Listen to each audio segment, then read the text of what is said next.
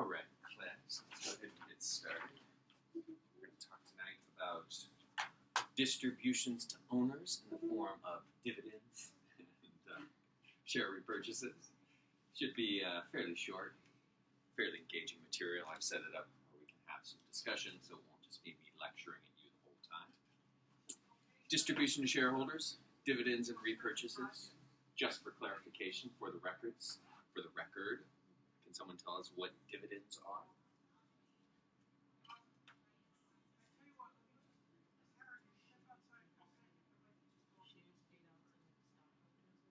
Shares paid out to stockholders? Close. Money paid out to stockholders. All right, so you have a share. We're going to give you a dividend. We're going to give you like $5. All right, that's just kind of your piece of the income this quarter. Maybe your stock is worth $100, something like that. And you remember we did an evaluation method using a dividend model a couple of classes ago.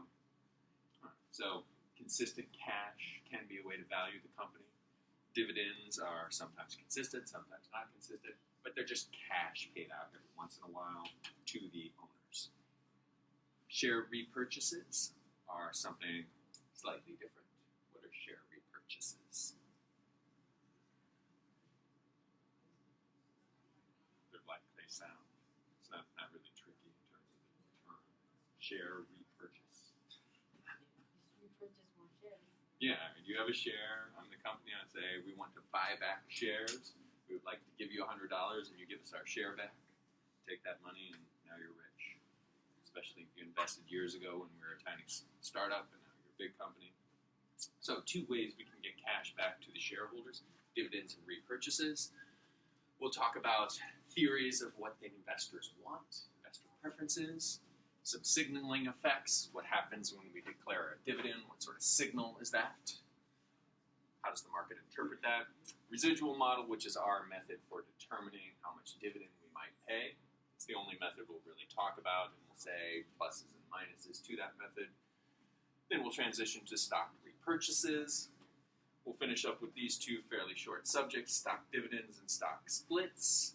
And lastly, dividend reinvestment plans. This is our flow chart for our entire class. We're used to looking at this free cash flow being a determinant of value for the company, value for the project, value for your personal investment. Dividends and stock repurchases, distributions, are a use of this free cash flow. So this free cash flow, money that's coming in, that is for the owners of the company, that is not needed to maintain basic operations. It can go to the equity holders in the form of dividends or stock repurchases. It can also go to the debt holders and interest payments. And it can also be used for non-company related things. We're going to focus on giving it back to the equity holders tonight. Distribution policy. 3 components: the level of distributions, the form of the distribution, and the stability of the distribution. So level just means how much. How much cash are we giving in the form of dividends? Well, I shouldn't say the form of dividends, because the form of the distribution can either be dividend versus stock repurchases. We'll talk about the pros and cons of both. And the stability. Are we giving consistent dividends? Are we giving dividends every once in a while? Same thing with stock repurchases. Is that stable? Is that a one-time thing? We'll discuss all 3 of those components. Patterns over time. Apparently, over the last number of years, there's been a stable percentage of payouts in either dividends or stock repurchases of 26 to 28%, according to your textbook. So 26 to 28% of the income of a company has been given back to the stockholders in the form of dividends or share repurchases. It's apparently been fairly stable over time. One thing that has recently changed is that stock repurchases have become more common than dividends. Dividends used to be the more common way that equity holders would get money back from the company.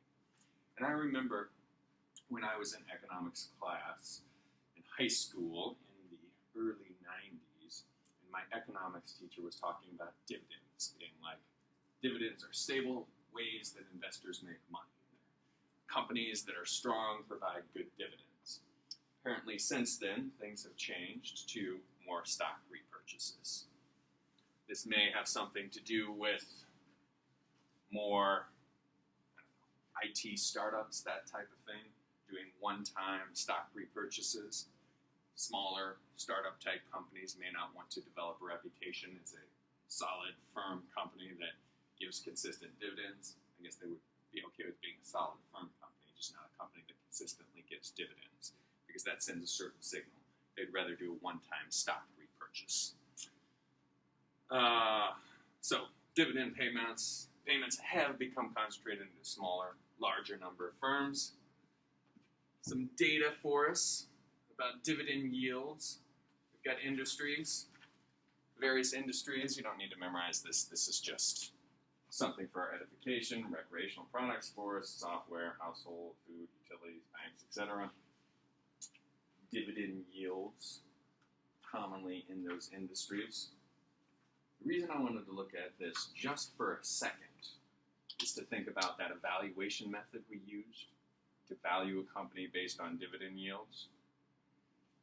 So if a company was paying a dividend to the preferred, preferred stock or to common stockholders, these are amounts over the years that companies would pay. So for recreational products, the dividend yield would be about 1% of the value of the stock. So if the stock is $100, dividend yield might be $1. Alternately, we have other dividend yields. So when I wanted to put this up to ask you, does this look like a lot of money going to the equity holders, or does this look like a little bit of money going to the equity holders in terms of the value they're getting for their investment?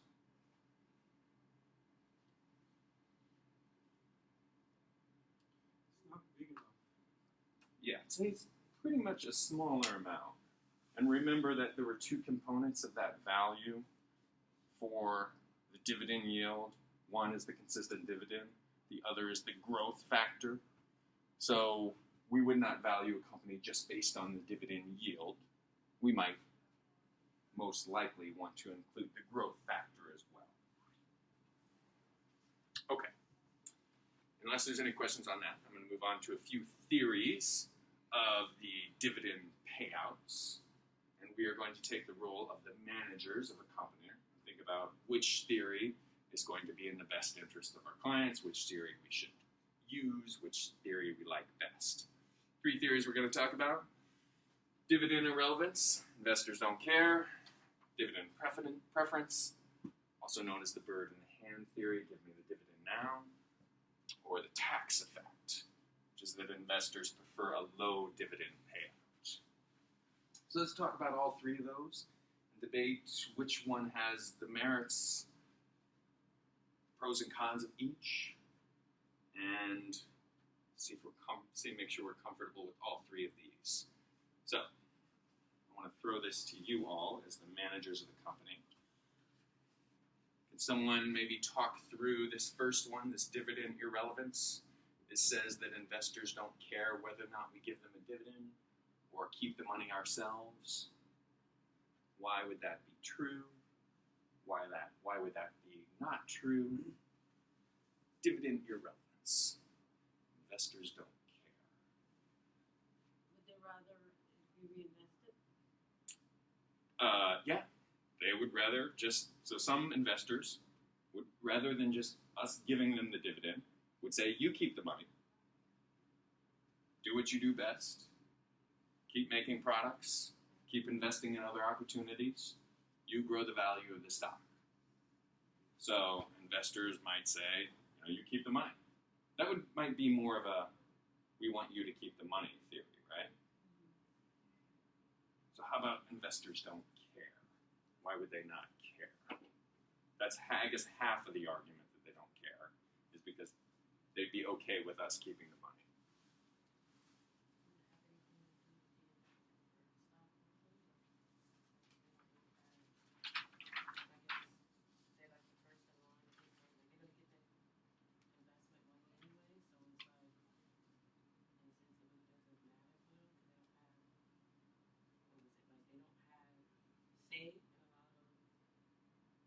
Oh, they don't have voting rights Voting per and stuff, se, so so either way they still get a profit. okay. As far as, for example. Okay. So yeah, we're talking a little bit apples and oranges. I guess voting rights don't really come into this. So, but that's a good point. So this is the question: we have some extra cash on hand. Do we give it to the investors, or do we keep it in the company? So Sharmista just made the point that some investors might want us to just keep it in the company and invest it. Other investors might want us to give it to them. So for the first theory, to sound this out, the argument that investors don't care, it's a give it to me now or give it to me later, it doesn't really matter. So you have this extra cash on hand, you could give me the money and I'll invest it, I'll do whatever I want with it. Or if you keep it in the company, I still own part of that money. And if I want cash, I could just sell stock, right? If I want cash, I could sell stock. If you give me the money and I don't want the money, I could use that money to buy more stock. So that's the investors don't care.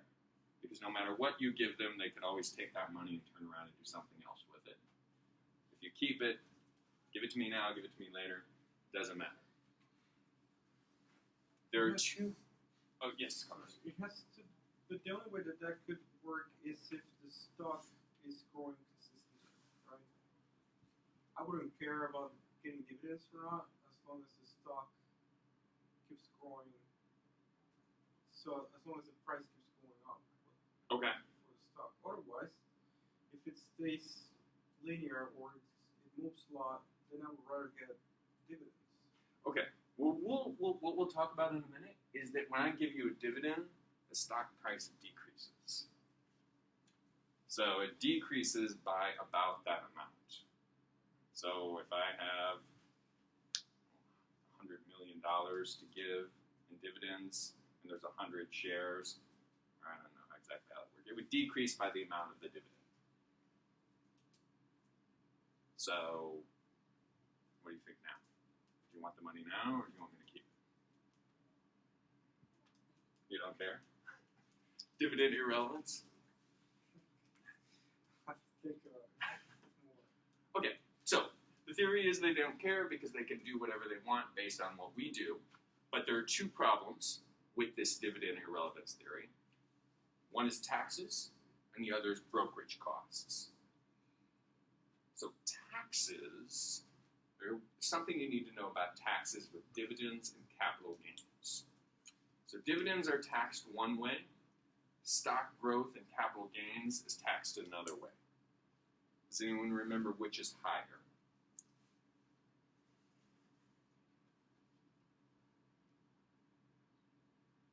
Remember a couple of classes ago we talked about that guy Mitt Romney from the last presidential election who paid a lower tax rate than everyone else.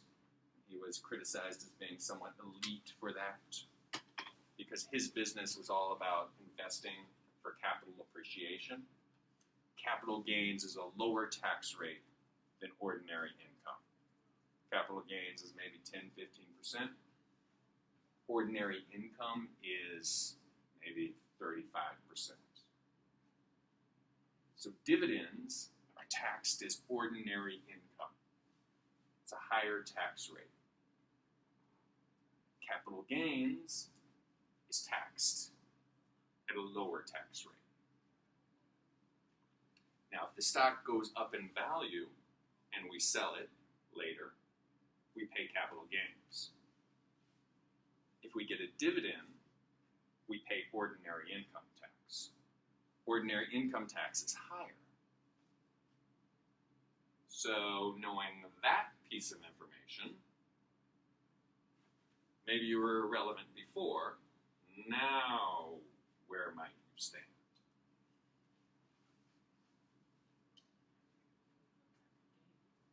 You want to pay the capital gains tax, all right? So do you want the dividend or not? No, you do not want the dividend. You want me to keep it in the company, and you want me to invest it.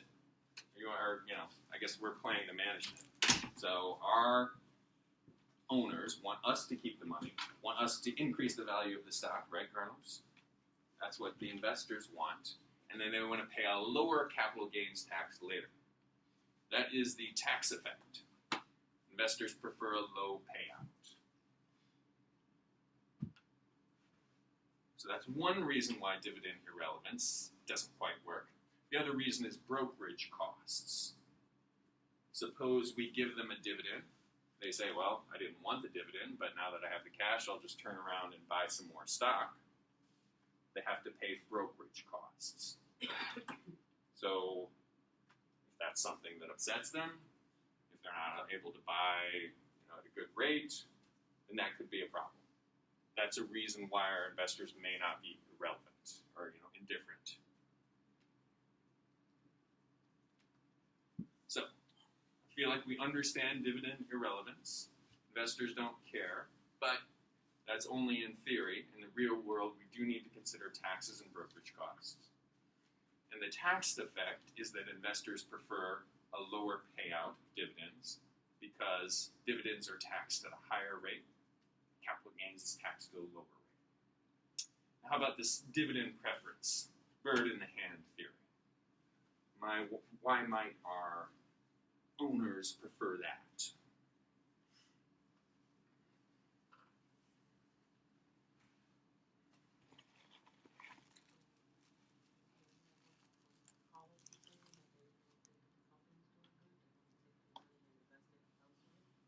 Okay, so they don't think the company is going to do well. So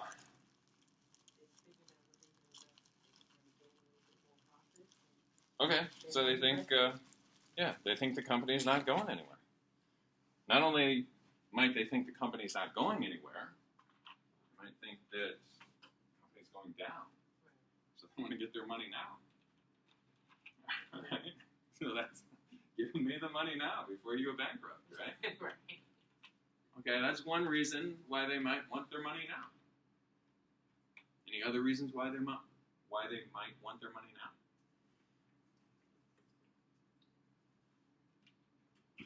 Hananya. What's that? They can take and invest in other things, even if they think we're doing a good job. Let me finish that thought. So we've got this pile of cash. Question is, do we give it to our owners or do we not? Well, if we don't have any good investment opportunities, the investors may be able to invest it themselves in better investment opportunities. They may look at this large bank account and say, well, you're just sitting on this cash.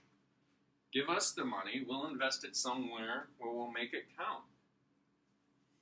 We don't want you to come up with a bunch of ideas of how to use that cash based on your little CEO pet projects, based on your fancy employee training where you send everyone to the Swiss Alps for 3 weeks. Just give us the money. That might be the dividend preference theory. So we understand all three of these. We know the arguments, the pros and cons for each. Dividends don't matter. Dividends preference, giving me the money, tax effect.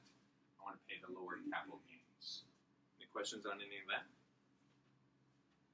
All right, so I think that's basically what we're talking about here. Dividend relevance, just spelled that out a little bit. Bird in the hand. High payouts. Oh, this paragraph here. High payouts reduce agency costs. That's an interesting term. The agency cost is us as the agents of the owner's money. We may do things that are not in their best interests. Those are agency costs. And I was just joking about that with the fancy vacations, with our little CEO pet projects that we think are going to be great, but they're not based on sound business analysis. So investors might want their money now to reduce the risk of that. Tax effect, we talked about lower capital gains. Which theory is correct? We don't know. Empirical evidence is mixed. I just wanted to sound out those theories so you understand how we can look at this. Some tests some empirical tests suggest that investors like a higher payout. Or wait, no. That higher payout companies require higher returns, meaning the tax effect hypothesis. So if a higher payout company is a higher discount rate. So remember, higher discount rate means lower value. So some data suggests that. Other research suggests that companies like the dividends now, especially in countries where investor protection is low and agency costs could be more severe. Does that make sense? If we're in a market where the investors don't have recourse, don't have the same protection, they may say, just give me the money now before you cheat me out of it. Mixed results. So, we don't know exactly which one is universally applied in the market, but we now can discuss each of those three theories, and when we're looking at what companies do, we can evaluate based on those theories. There are a couple of things we're going to move on to that we can make some more definitive statements about in terms of how the market reads it and what investors prefer. First, it's called the clientele effect of payouts. Someone want to guess or take a stab at what that might mean? What is the clientele effect? Might that be?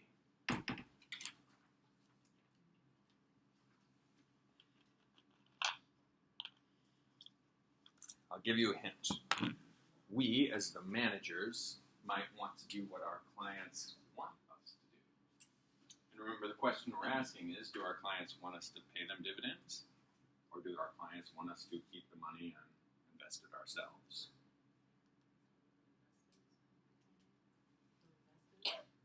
Okay, invested. Yeah. So the equity owners are our clients, and the clientele effect says that we want to do what they want us to do. So some people prefer dividends, and if we're a company that pays consistent dividends, we may get a bunch of people buying our stock that like dividends, so we might want to keep doing that. If we're a company that does not pay dividends, never pay dividends, we just give our investors value in stock appreciation and capital gains, and then all of a sudden we start paying dividends, we're going to have a bunch of unhappy clients. So the clientele effect is that people who like our distribution policy will gravitate towards us, and we would be unlikely to change that. Does that make sense? Yeah? A little bit? Mostly? 90%? Different groups of investors prefer different dividend policies. Our past policy determines our current investors. Clientele effects impede changing the dividend policy. So if all of a sudden we start paying dividends, then our clients are going to be saying, wait, all of a sudden I have to pay more income tax, or I have to pay brokerage fees because I don't want these dividends, I want that money invested in the market. So our clients could be mad if we switch strategies. Any questions about that? Other thing that is important in terms of how we set our dividend policy is called the signaling hypothesis. So we are still the company management, and we're trying to decide, what do we do with this extra cash? Do we give it out as a dividend, or do we keep it? The question I want to ask you all now is, what sort of signal would it send to our investors, send to the market, if we decide to pay it out as a dividend? What sort of signal would that be?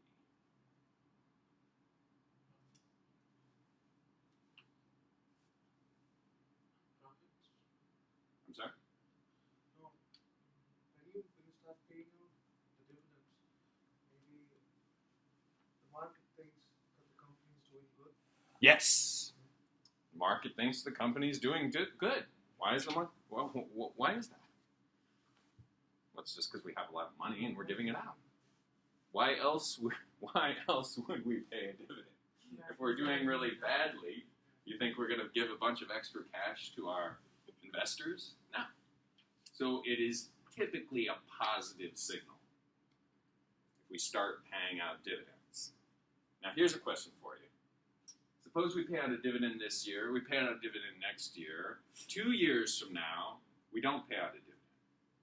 What kind of signal is that? Struggling? What do you say? Maybe the company's trying to invest in something else. Okay, good. So that's a possibility. Let's sound out the first argument, that we're struggling. So we pay a dividend this year, we pay a dividend next year. 2 years from now, we don't pay a dividend. That's a potentially bad signal. We need to be aware of that. Now there's the counter argument, which we're going to discuss in a minute. So we'll get back to that. But just knowing that if we pay a dividend and then all of a sudden stop paying a dividend, the market's going to look up and say, whoa, what's going on? You're paying a dividend, now you're not anymore. What you want to sell? Fire the managers. So knowing that that could happen, how is that going to affect our decision today to start paying a dividend?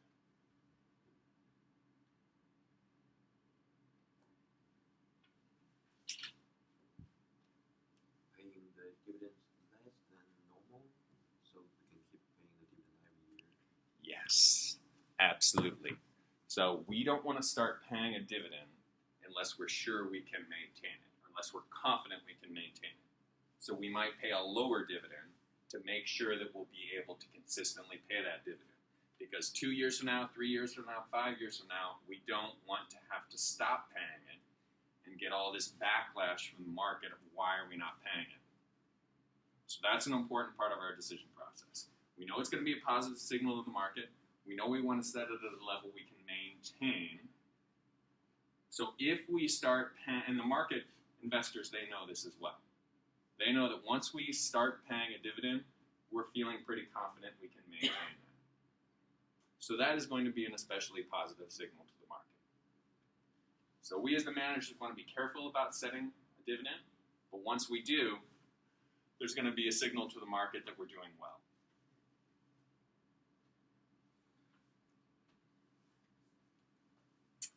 Investors view dividend changes, blah, blah, blah. So managers hate to cut the dividends, so we won't raise it unless it's sustainable. Therefore, we might expect a stock increase once we announce this dividend.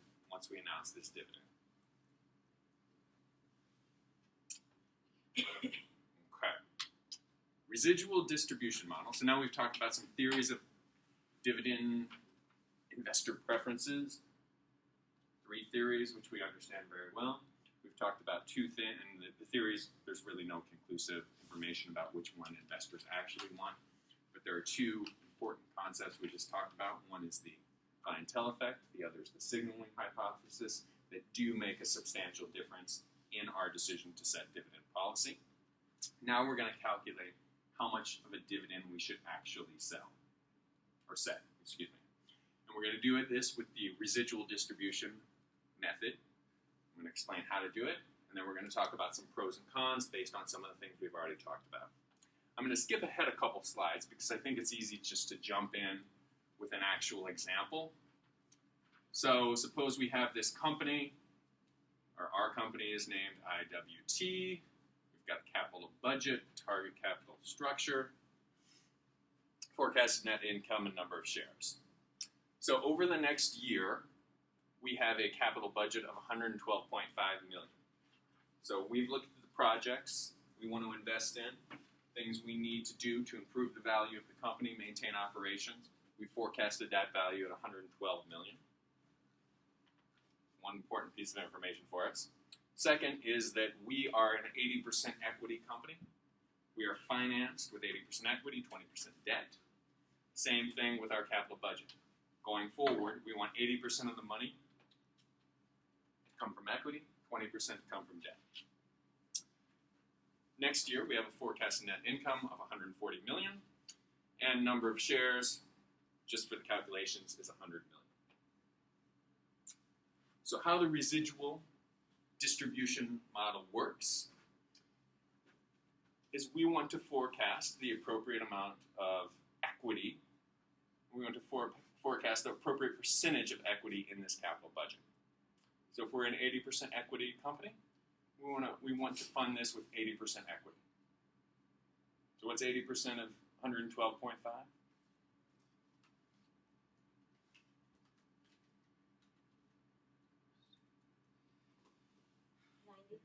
90. So we're going to use 90 million of our net income to fund this capital budget. The rest we're going to fund with debt, because that's the way we roll. And we're going to have 150 million left over. Correction. We're going to have 50 million left over to distribute as dividends. Make sense? Let's look at this example. So, in this first column is the example that we have just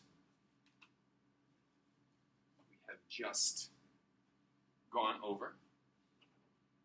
Number of shares, equity ratio, capital budget of 112.5, net income 140. 80% of our capital budget is 90 million. So we're going to fund 90 million out of our net income. We're going to have 50 million left over. Our payout ratio, which is our dividend of 50 million, divided by our net income of 140 million, is going to give us 35.7%. Does that make sense?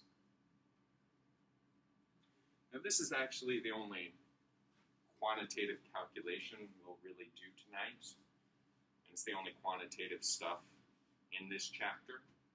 So I want to do a couple of examples, give you a chance to practice so I don't just have to continue to lecture at you the whole time. And if you practice this, feel comfortable with this, you'll also be well prepared for a good 3 or 4 of the questions on the quiz, which is due for this week. So let's practice a different level of net income for the same company. Suppose, again, we're the same company, an 80% equity company, same capital budget, 112.5 million. Our net income, instead of 140, is 90 million. Required capital budget, required equity is the same because the capital budget is the same, so it's still 90 million. Can you all fill in the remaining 3? Our distribution that will be paid and our payout ratio. And I guess we can figure out the dividend per share as well. 0. What's that? Still? Still what? Everything's 0. 0? Okay, all right, why don't you all work on these 3 for a minute. So, if you think the answer is 0, go ahead and put that in.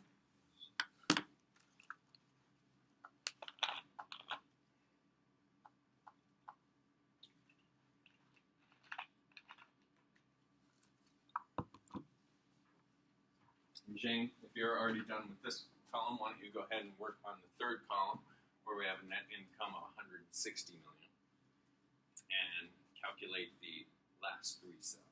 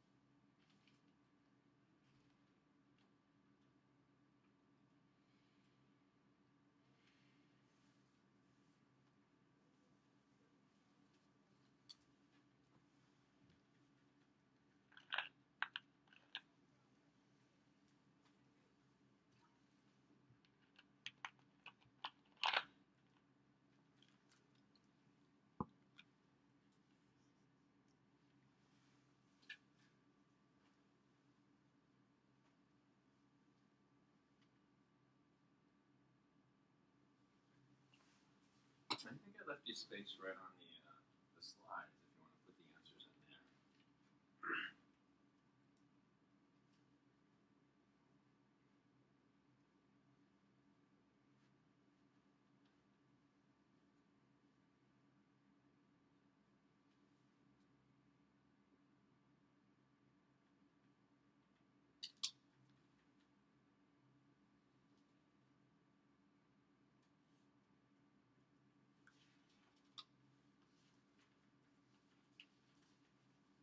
All right, are we ready with this middle column? Anyone need more time? All right, what do we got for the middle column? Salima. Dividend paid. I agree with him. I think it's zero. 0, yes. Dividend payout ratio is 0%. Dividend per share is 0. So we've got the 90 million required for our capital budget. Net income is 90. There's nothing left over for a dividend. Absolutely correct. Are we ready on the last column? Let's check it out. All right. So the dividend left over is 70 million. Payout ratio is 43.8%. Did y'all get 43.8%? Okay. So that is the residual distribution approach. Take a look at what happened here. The payout ratio increased when we had a higher net income. That makes sense. Higher income, higher dividend payout. But there is something I want to point out. This is something Hananya mentioned earlier. Suppose we have a smaller capital budget. Suppose we have fewer good investment opportunities. In that case, what is going to happen to our dividend payout ratio?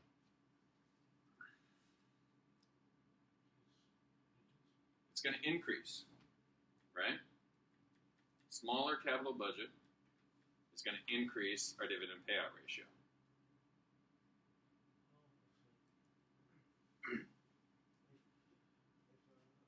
If we have a smaller budget, capital budget, and then we have bigger net income, then why don't we just put the dividends consistent,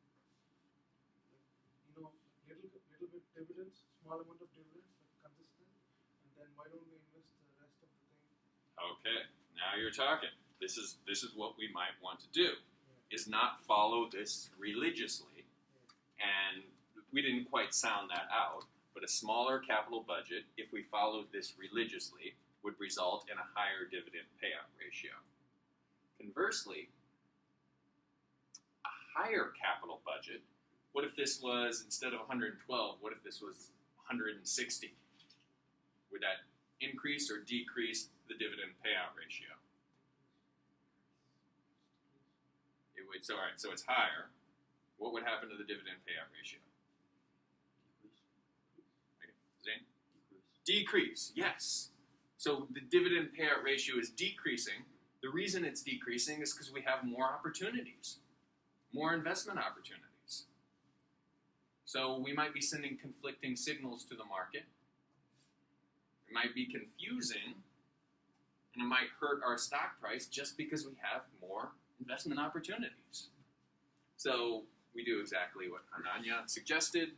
We don't necessarily want to follow the residual distribution model to the letter all the time.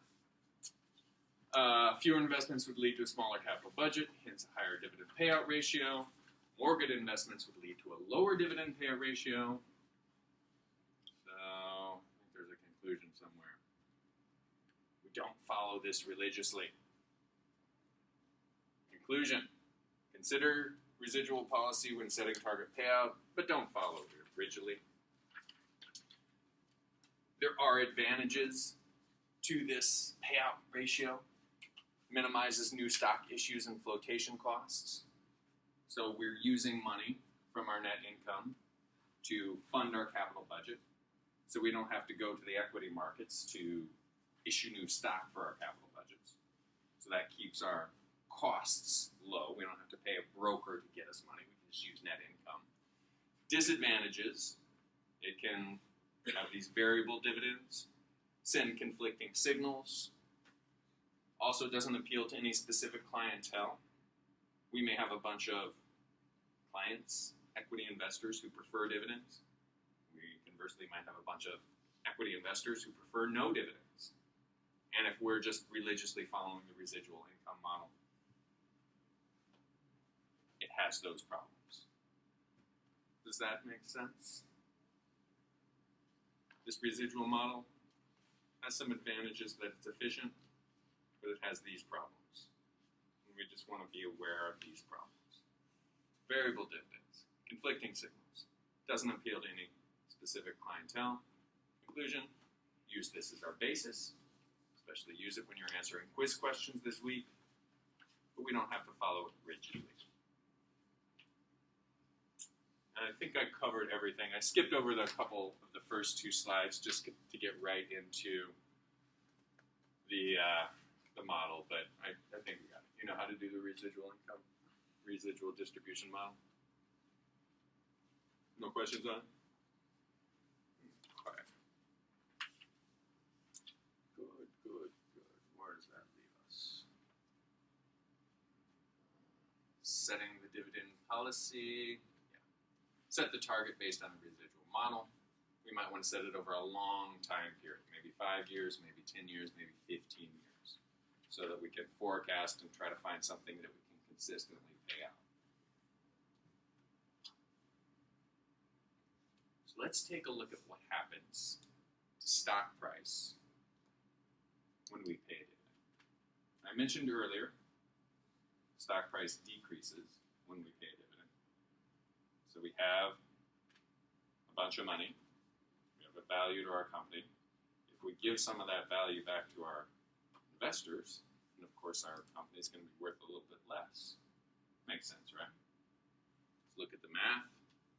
Suppose our company, IWT, value of operations is $1937.50. That's how much our operations are worth.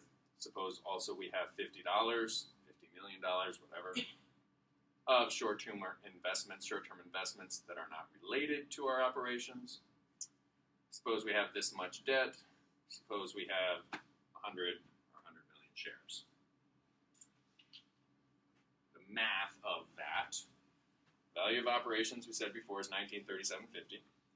We've got these short-term investments not related to operations of $50 million. We add it all together, this is the total value of our company. We have $387.50 in debt. In other words, of this total value, the debt holders own this much of it, which means the equity investors own $1,600 of the value of our company. 100 shares, price per share is $16. Let's pay our dividend. Suppose we're going to pay $50 million dividend. We're not going to have this short-term investment, which is going to decrease our total value a little bit. We still have the same amount of debt.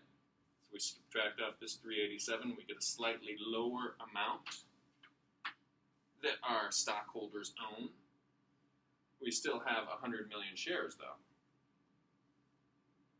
Price per share drops to $15.50 per share.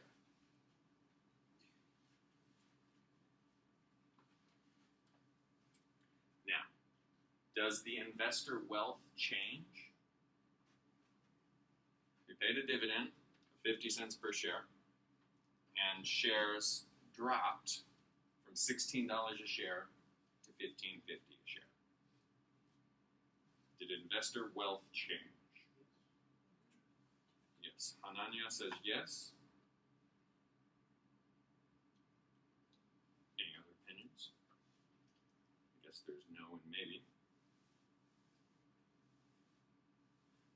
So the stock price decreased by 50 cents. But where did that 50 cents go? The dividend. And who got the dividend? The stockholders. So stockholder wealth remains the same. So I give you 50 cents in cash, your stock is worth 50 cents less, but your wealth stays the same. So it's important for us to know as finance students that there's a slight decrease in stock price, but investor wealth will stay the same overall. Now, remember that signaling hypothesis? When we declare a dividend, that sends a signal to the market, which is positive and may increase. So, what do you think? This is, oh, do you have a question? So stock price reduced from 16 to 15. So that doesn't, this one, the 15 reduce doesn't send a signal to the market. Stock price is reducing this company. I can't hear you so well. Go ahead. Stock price drops. Yep. Doesn't this send a signal in the market? So the investors think, oh, this company is going down, stock price is reducing. Okay, well, what's the signal we're sending to the market when we pay this 50-cent per share dividend? Is it a positive signal or a negative signal? It's a positive signal. Positive signal. So what's going to happen to stock price as a result of this? This is just the math, and it will go down. Stock price will go down. But there's another little thing we need to consider, the signal. Positive signal, so that's going to make the stock price go up a little bit. It's going to go down as a result of the dividend, but it's probably not going to go down the whole 50 cents. The data says, in the real world, stock price drops on average by 90% of the dividend. So it might drop 45 cents in value. Does that make sense? Okay. Let's move on to stock repurchases. Slightly different than dividends. Dividend, of course, is cash paid to the stockholders. Stock repurchases is the company has a bunch of cash. They want to give back to the investors, but they want to do it by repurchasing stock rather than paying a dividend. They might do this as an alternative because they don't want to have to maintain a dividend. They're afraid 3-4 years down the road they're not going to be able to maintain this, and they don't want to get mixed up in that sort of signal. They don't want to attract a bunch of clients that think they're going to get a consistent dividend and then have to disappoint them. Maybe they've got a bunch of cash that they're just going to have that one time. Good chance to give it back. Make large capital structure change. So suppose, as we mentioned earlier, we're an 80% equity company, 20% debt company. Suppose we want to change that. We want to say, hey, let's be a 40% debt company. And we'll talk later about how that makes a difference in the value of the company and why we might want to do that. But suppose we want to do that. We could repurchase stock to do that. We might take out a loan, use that money to repurchase stock. All of a sudden, we're now a 60% equity, 40% stock debt company. Or employees use stock options.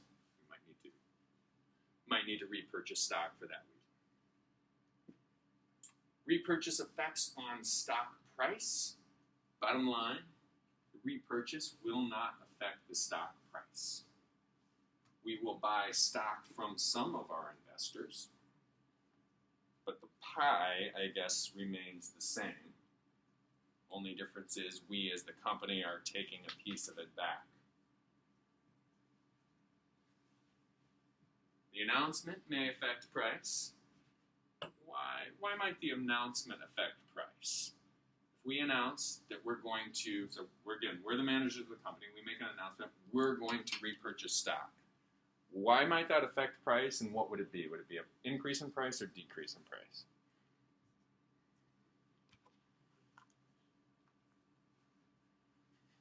You need to be bold and say increase, decrease loudly. Decrease in price. Why would it be a decrease in price?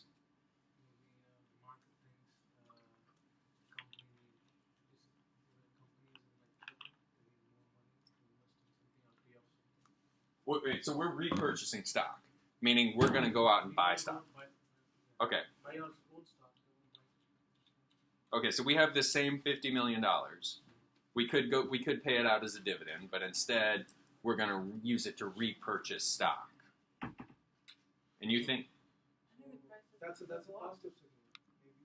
That sends a positive signal.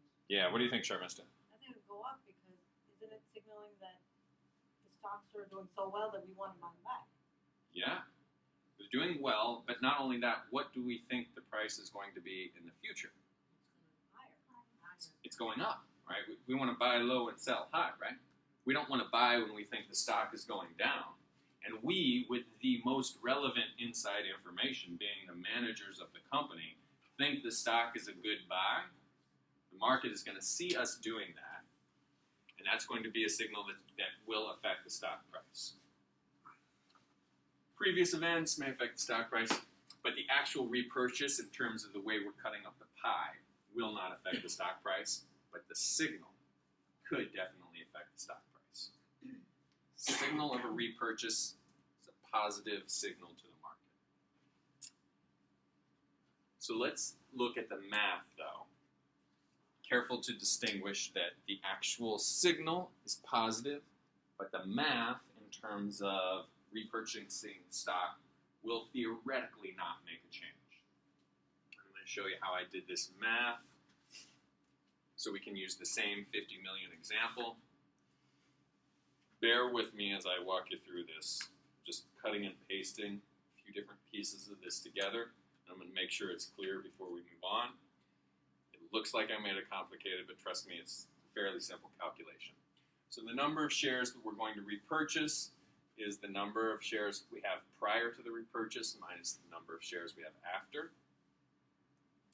Number of shares repurchased is also the amount of cash we have for the repurchase, which in our example is 50 million, divided by the price prior to the repurchase. And we can take this figure, this cash we have, the 50 million divided by the price, and we can put this into a calculation which will tell us the number of shares we'll have after the repurchase is the number we have before minus this number of shares repurchased. In our example, we're saying we have 100 million shares. How many shares did we repurchase? Well, we had 50 million divided by the stock price of 16 is going to give us the amount we subtract off from this 100. It so happens that that works out to 3.125 million shares. So the number of shares we have after the repurchase is 100 minus 3.125. Does that make sense? The important part is this bottom line. We used to have 100 shares. Now we have 96.875 shares. So let's look at the same example with our value before. Let's first look at this before here. Value before is this much plus our 50 million we have sitting in the bank. Total value of 1987. Debt holders own a piece of that. Price per share, or the stockholders' equity is 1,600. 100 shares gives us a price per share of 16. Now the difference, all this stuff is the same on the top. Value of operations is the same, except we spent that $50 million to repurchase shares. We no longer have that money, so our total value is a little bit less. Debt holders still own this piece of it. Equity investment total, $1,550. And this is where this 96.857 number is important, which we calculated on the previous slide. And if we divide that 1550 by 96.8357, we're going to get the stock price of $16 after we repurchased 3.125 million shares. The stock price remains the same. It does not decrease. Any questions on that? Short-term investment fell, obviously, because we had to use some money to repurchase. Stock price unchanged. Value of equity fell because we no longer have that 50 million. Wealth of shareholders remains the same. The shareholders now directly own the 50 million. The same thing when we gave the dividend. So instead of having an actual stock that says they own a piece of our company, now they have the cash that that's worth.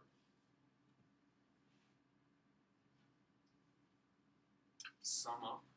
Let's look at the difference between repurchases and dividends.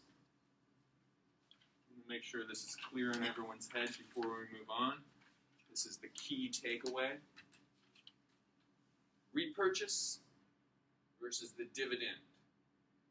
Someone, how about I have maybe two volunteers. One person summarize this top three bullet points. One person summarize these bottom three bullet points.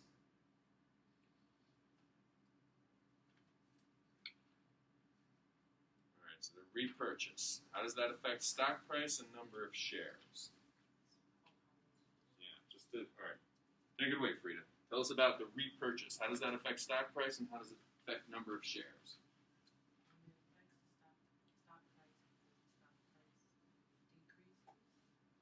Yes. Wait, no, it doesn't. No, the stock price doesn't decrease.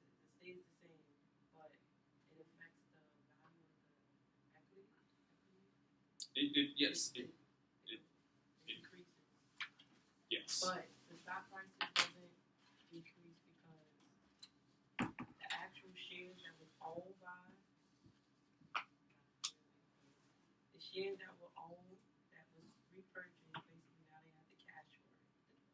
All that sounds right. And the key takeaway is the stock price does not fall, but the number of shares fall. And to your point, the value of equity falls, but proportionally with the number of shares. So the value of shares, or the value of the stock stays the same. It's a repurchase. Stock price does not fall, number of shares falls. Contrast that to dividend distribution, where the stock price decreases by the amount of the dividend. Number of shares does not change. Question? Okay. So key takeaway for everything we just talked about. Advantages to repurchases, stockholders. So stockholders can sell or not. If they want the cash, they can sell us back shares. Helps avoid setting a dividend that cannot be maintained. We've talked about that. Income received as capital gains rather than non-qualified dividends. So this is an advantage to repurchase. If the stock is appreciated in value, the people who take us up on that repurchase will pay the lower capital gains and not the dividend tax. Stockholders take this as a positive signal. We talked about this. We are the management. We think the stock price is going to go up, so we repurchase. The market knows we think that. Disadvantages. All right. May be viewed as a negative signal. It's possible. Let's sound this one out. If we talked about this earlier. It could be seen both ways. So we're going to repurchase shares. We already talked about that might be a real positive signal, but sometimes that could be a negative signal. Let's just make sure we're clear on how that could happen and why that might happen. So we've announced a repurchase, and the market may say, wait a minute, that's a negative signal. Why would that be a negative signal?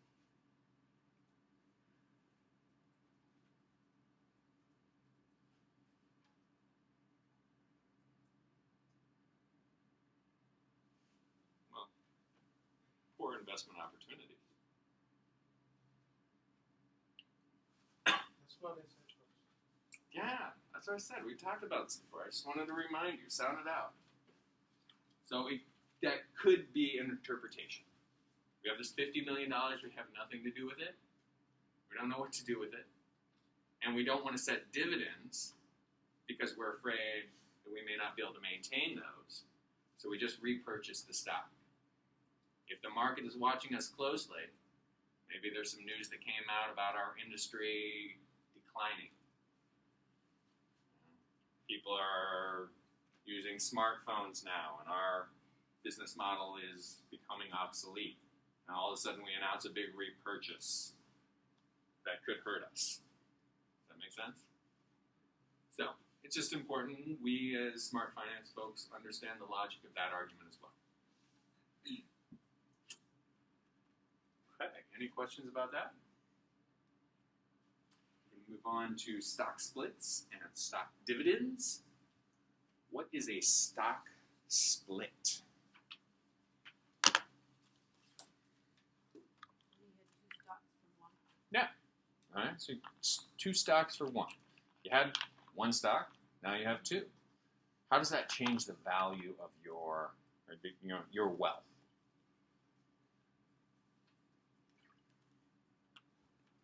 First of all, how does that change the value of your stock, typically? Suppose your stock was worth $100. The stock splits. Now what is your stock worth? $50, yeah. Unfortunately, now you don't have two stocks worth $100. You have two stocks worth $50. How does that affect your wealth? It doesn't. It's the same. All right, it stays the same. So in theory, a stock split has no effect on your wealth. I was talking to a friend of mine about his investments in Apple, and he was very happy with his investments in Apple. And he said, "Oh, I bought these number of stocks before the stock split." It's like, "Oh, wow." And what he was happy about was that his value, that the stock appreciated, that it kept going up and going up and going up. But the actual stock split didn't make any difference in his personal wealth. Stock dividends are pretty much the same as a stock split. Stock dividend is just a smaller percentage. A company may say, we're going to give you a 10% stock dividend. So now you have one stock. You had one stock before, now you have 1.1 stock now. Or, better example, you had 100 stocks before, and we're going to give you a stock dividend of 10%. How many stocks do you have now? You had 100 before, stock dividend of 10% is announced. We're going to give you 10% more stocks. You have 110. The math is still the same. Even though you now have 110 stocks versus you had 100 stocks before, your wealth has not changed. So that's the theory, that's the math. We need to be clear on that and make sure we understand that. But then there's a second part. It's the signal. What sort of signal might this send, and how would that affect stock price? The split? Yeah.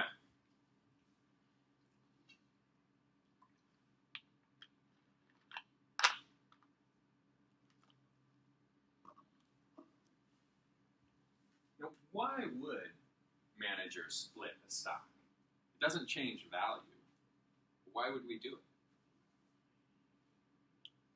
It's to attract a different clientele that is more dynamic. So if your stock prices to $700, you are attracting only wealthy investors. Now, if you reduce it to $100, it's easier for short-term lower investors. So it's more dynamic, I guess. Absolutely. That's it. It's easier for the market to manage. When you break it into smaller pieces, it's easier to buy and sell.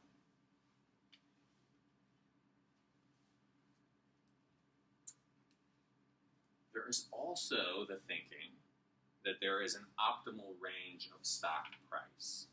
I think your textbook suggests that between $20 and $80 is the optimal range. So if your stock is $700, you might want to do like a 14-to-1 split. So your stock is now valued at $50 rather than $700. So it would be in that optimal range, 20 to 80.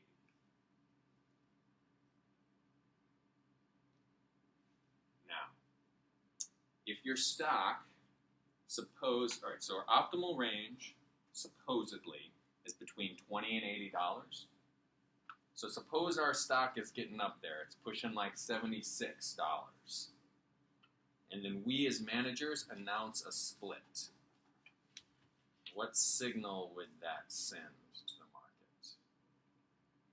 Carlos already mentioned the point that stock splits helps investors invest more easily. now I want to pose a second question, which is our stock is increasing in value. It's up to $76. We as managers announce a split. What signal does that send? I'll give you a hint. The answer is either a positive signal or a negative signal. So you have a 50% chance of getting it right if you just guess. Why is it a positive signal?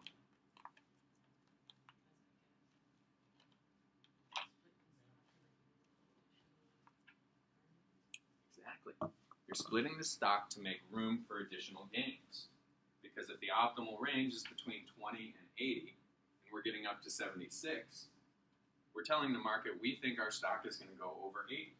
And we want to split it so it stays in that optimal range. So like most of the things we've talked about tonight, there's the math, and then there's the signal. The math is the stock split, stock dividend does not affect the price. The signal is we think it's going to go up, so we're making room to make it easier to invest in our company. Sometimes that might be a false signal. Yeah. Let's try it. Let's try to keep our jobs as long as we can. All right. Let's announce a stock split. Let's announce a repurchase. All right, and then let's look for other jobs in the meantime before the market figures out that we're just spinning these signals. All right, so stock dividend is similar to a stock split. I used the 10% example. Stock split is 2 for 1. It could be 7 for 1 in the example Carlos and I were discussing, or 14 to 1. Both stock splits and stock dividends do not change the price. The pie is simply divided into smaller pieces. Unlike stock dividends, it conveys information. Stock dividend or stock split conveys this signal, perhaps that we think the stock is going to increase in value to keep us in the optimal price range. Your textbook suggests optimal range is between 20 and 80. Stock splits can be used to keep price in that range. They generally occur when management is confident that stock is going up. Imagine if we weren't confident. Imagine if the stock was going down. So we're pushing $76 per share. We announce a 4 for 1 split. Yeah, so we get it down to about $20 per share, and then the price keeps going down. So now it's down to 15 and 10. So we announce the stock split, it goes down in value, and then it goes down even more and more. So we don't want to do it when we're not confident. So it's an illusion. Does everyone understand that example I just gave? So the stock split decreases the value of our stock. So people at cocktail parties are talking about, hey, that Mercy College student company, or the Mercy College student-run company was valued at $80 per share, and now it's valued at $20 per share. We come back a month later, wait, now it's only valued at $16 per share. It's going down and down and down. But part of that decrease was our stock split. So we don't want to do that if we think the value is going to go down. We don't want people talking about us at cocktail parties of our stock going down and down and down. We only want to do it when we're confident. Last thing we're going to talk about tonight, dividend reinvestment plans. This is just taking a dividend and reinvesting it in our company. Suppose we have a lot of investors who do not like dividends, or do not want the cash, I guess. Maybe they enjoy the dividend. We're just a company that, for whatever reason, likes to give dividends, but a number of our investors, a number of our owners do not actually want us to give them that cash, so we will use that cash and reinvest it in our company. And we'll do that one of two ways, either on the open market or we'll issue new stock. So in our example earlier, suppose our stock was worth $16 per share. We're going to give a dividend of 50 cents per share. Instead of actually giving the investor that cash, we might go on the open market and buy more stock and credit that to our investor's account. Now, if we don't want to go on the open market, if we actually want to keep that money, we might keep the 50 cents and issue new shares.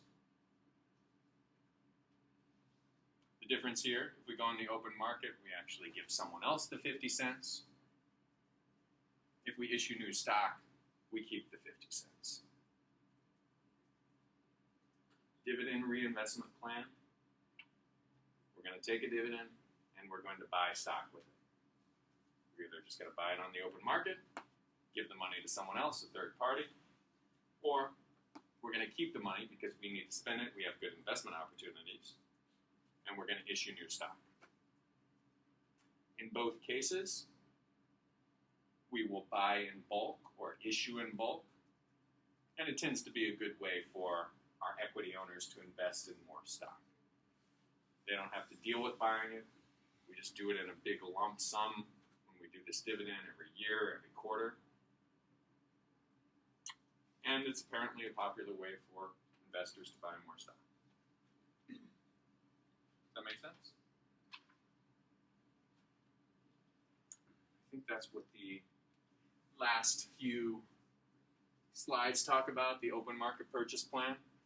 We just buy it in bulk, brokerage costs are reduced, convenient, easy way for investors to invest. Issue the new stock plan if we want to keep the money ourselves, we want to keep that 50 cents. We will issue more stock.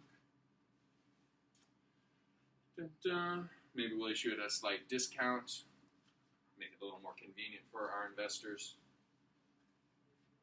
Because we need this capital. And as I mentioned, apparently this is popular. Most companies listed on the New York Stock Exchange, use a dividend reinvestment plan. The dividend reinvestment plan.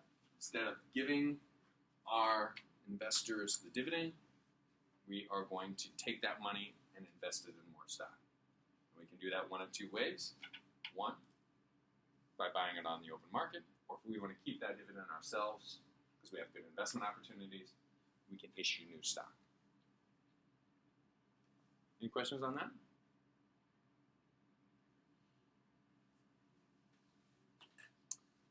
So that's the new material for tonight. As always, we have time to go over past questions. Would you all like to look at the quiz that was due for today? Or go over other questions? One quick one about this. Yeah, absolutely. The repurchase, does that incur any brokerage fees on the investor? Or, when you sell your stock, you have to pay for the operation brokerage fees. In the case of a repurchase, who pays for that? Well, okay. So, I don't know. I guess it depends. If we're doing a bulk repurchase, I guess we may not have to go through a broker. And the investor just accepts and they don't charge, I guess. Well, you're not forced to buy, or you're not forced to sell your stock. You say, I want to keep my stock. So we say, we are repurchasing stock at this price. So if I elect to sell it, I would have to pay the brokerage fees. I guess that's it depends if we're going through a broker or not. We may be able to go directly to you. We'll tell you the price. Like we're gonna repurchase. We're gonna repurchase at $16 per share. You may say, okay, boom, I'll sell it at $16 per share. We may also say we're gonna repurchase at $16 per share, but you're gonna have to pay the broker 10 cents. Mm-hmm. So you're only gonna get $15.90 per share, and then you say yes or no. If the brokerage fees are high, then you would be less likely to want to repurchase. So when we're planning this stock repurchase, I'm thinking that a company is going to be able to figure out a way to make it as easy as possible. Well, the repurchase price has to be higher than the brokerage fees that come in. Yeah, of course. Hopefully it's just a very, very small amount. Yeah. Yeah, it's not. Repurchase price is 16. The brokerage fee is not going to be 17. No, yeah. I mean, in addition to the current price. Yes. Any other questions?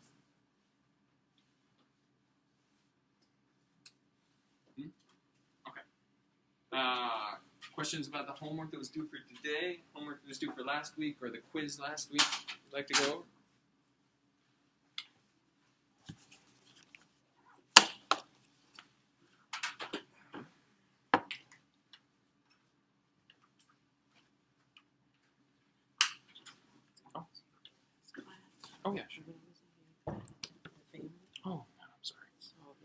came back to work and everything, so I was out for the whole week at work and everything. I just came back, but I did the quiz online. Did the best.